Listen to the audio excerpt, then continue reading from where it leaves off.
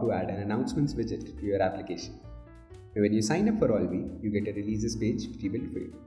But you might want to show these releases inside your product, like how we have done in our What's New section.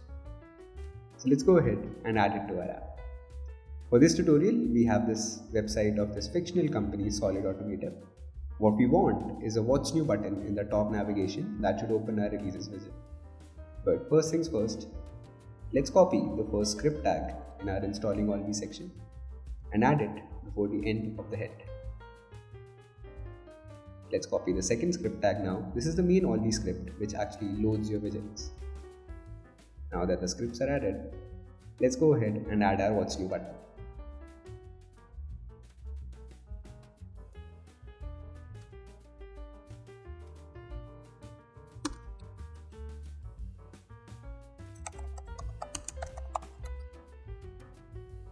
That's it.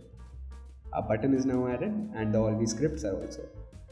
But still doesn't work. So let's go ahead and create an announcement widget. Now this is the widget builder. You can preview your widget on the right hand side. And you can customize how your widget looks like, the content you want to show in the widget, like the header text. You can filter the releases by projects, by categories. You can customize the entire experience. If you want to show an 100 indicator, what should be the position of that indicator, what are the theme variables you want to customize, and you can also add your own custom CSS.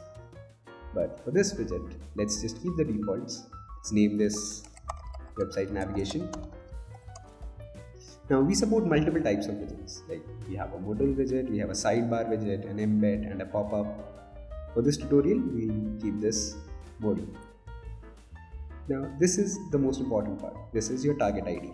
So this is any valid JavaScript element selector, which basically links your widget to that button on your product. So here we are targeting an element which has an ID of Olvy What's New. We've already added that inside our code, ID What's New.